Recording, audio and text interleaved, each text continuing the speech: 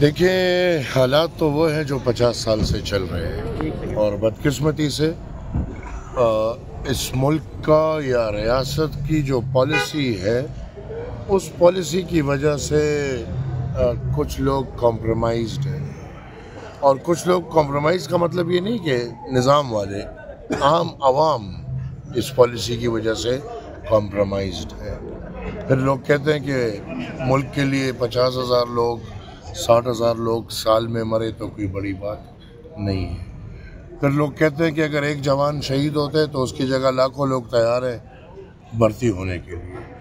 میں یہ سمجھتا ہوں کہ ایک جان بھی بہت زیادہ ہے، اور اب تو اس نظام نے لاکھوں جانیں کھا لی ہیں۔ کم سے کم اب وقت آ گیا ہے کہ پالیسی ایسی بنائی جائے کہ یہ دہشت گردی اور یہ دہشت گردانہ نظام، اس کی تربیت، اس کی سوچ، اس کی فکر ختم ہو جائے، کیونکہ ہم سمجھتے ہیں کہ آج بھی حکومتیں ان کے لیے کمپرومائزڈ ہیں۔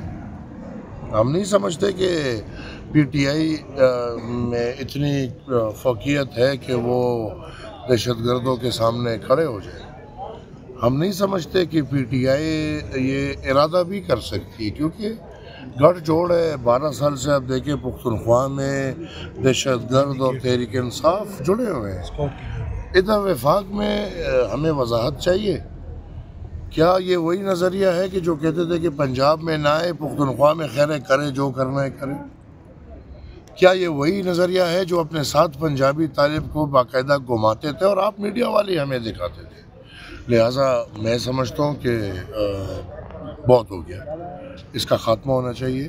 اور مزید ملک کو بھی تباہ کر رہے ہیں، کچھ پیسوں کی خاطر، اپنی اکانومی کی خاطر قوم کو بھی مار رہے ہیں، اور دل میں ان کی نفرت بھی پیدا ہو رہی ہے۔ ایک نواز شریف صاحب کا بیان آیا ہے کہ بانی پی ٹی آئی کو صرف سزا نہیں بلکہ ان کے لانے والوں کا بھی احتساب ہونا چاہیے۔ آپ کیا سمجھتے ہیں، کون لانے والا ہے؟ کیا احتساب؟ وہ لانے والے وہی ہیں جو ان کو بھی لائے تھے۔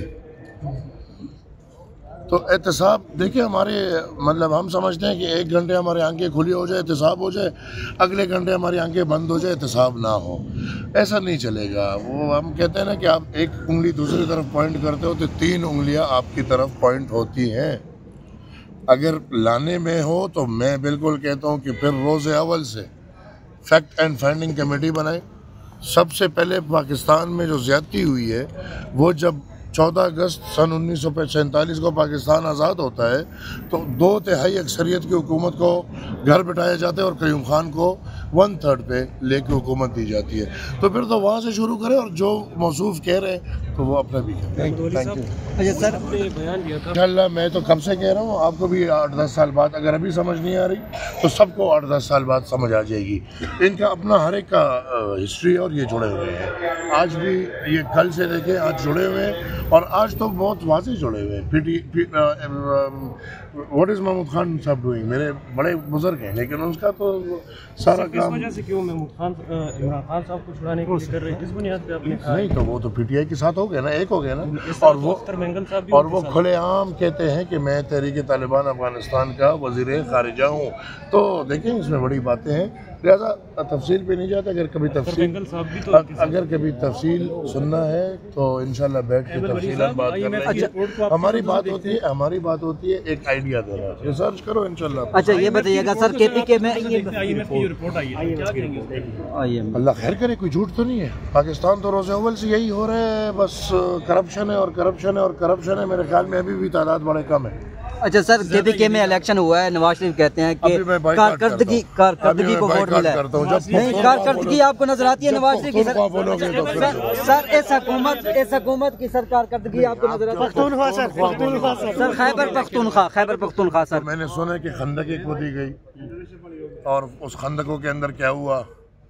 تو اس طرح کے انتخابات تو توبہ اللہ معافی کرے، نہ ہی کرے تو بہتر ہے. بس لوگ بیٹھے 4-5 ماہ بعد نواز شریف صاحب جاگ جاتے ہیں اور ایک نیا بیان دے دیتے ہیں اور وہ بیان جو لاتے ہیں. میرے بزرگ مذاقیات بھی نہیں جاؤں گا جی. Thank you sir. انہوں نے کہا سر الیکشن کے بارے میں تھوڑا سا بتا دیں. واپسی میں کریں گے. واپسی الیکشن کے بارے میں تو میں نے بتا دیا کہ انتخابات اگر ایسے ہی ہونے ہیں جو پچھلے 4-5 انتخابات ہو رہے ہیں تو نہ کرائیں. پارٹی نے بھی سر رونا کیا کہ ہماری بھی داندلی ہے پنجاب کون سے پوچھ لیجیے. اور سنا ہے کہ آپ کی حکومت جو ہے صوبے کی وہ دھاندلی رکوانے میں ناکام ہو گئی ہے.